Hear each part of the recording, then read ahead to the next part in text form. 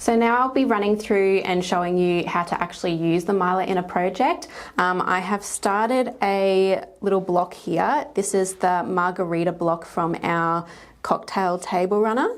And so far I have done our background fabrics, the quilting and the little lime. And now I am up to adding the liquid fabric that would make the cocktail.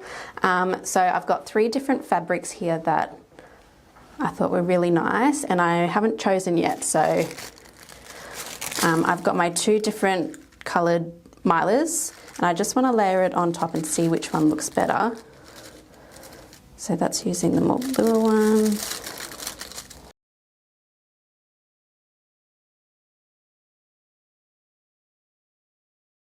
And then I'm thinking this orange one. So that's the more pinker Mylar.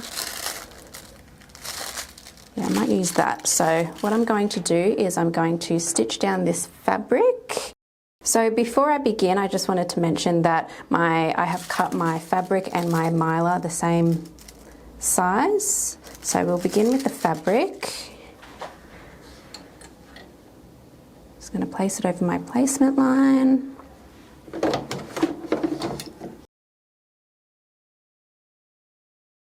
And I'm just going to stitch my fabric down.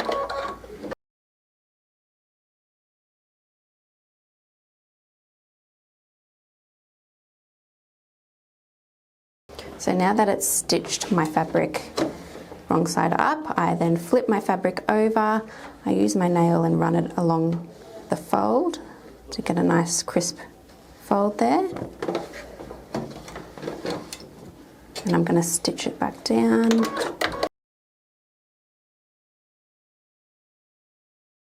Okay, so I've stitched down my fabric for the cocktail drink, and I just have to get my applique scissors and trim around that.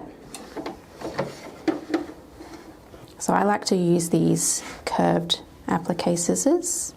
Helps to get nice and close to the stitch down line.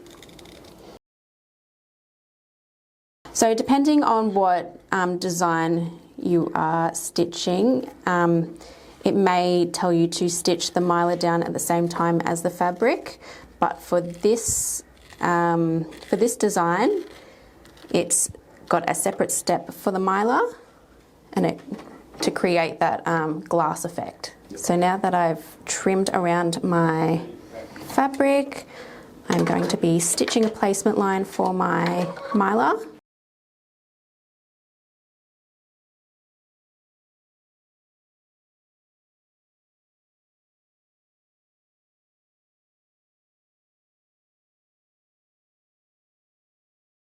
Okay, and I'm going to grab my Mylar sheet and lay it on top of that placement line.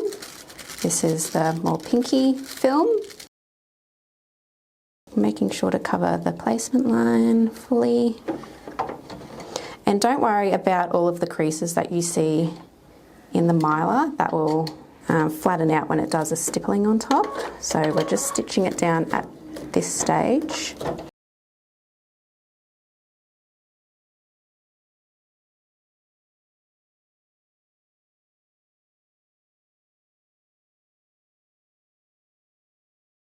Okay, so we have stitched it down, and now it's time for me to trim around the Mylar.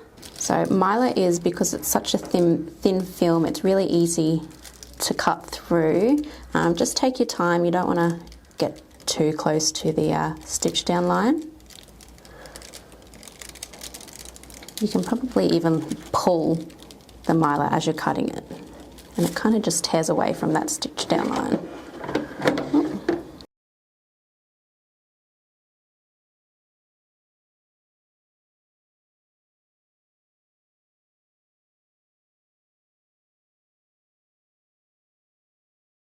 Okay, so I've trimmed my Mylar, and now it's time to do a stippling on top of the Mylar. So when you're using Mylar, Mylar doesn't work in every design. It has to be a design that has some sort of stippling or close quilting on top of it to keep it in the hoop. You don't want the Mylar falling out of your design, so it just keeps it in place nicely.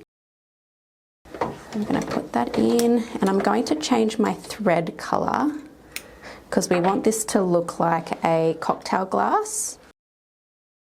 So I'm going to use a light silver grey colour.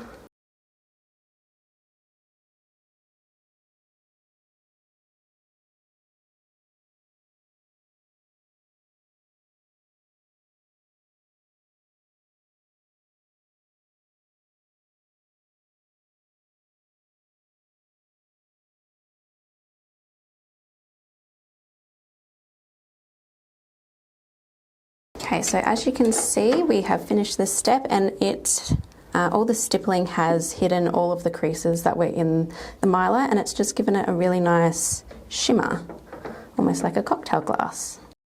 So next time you want to add some glitter and shine to your designs, definitely give our mylar sheets a go. You can purchase these on our website at swpea.com.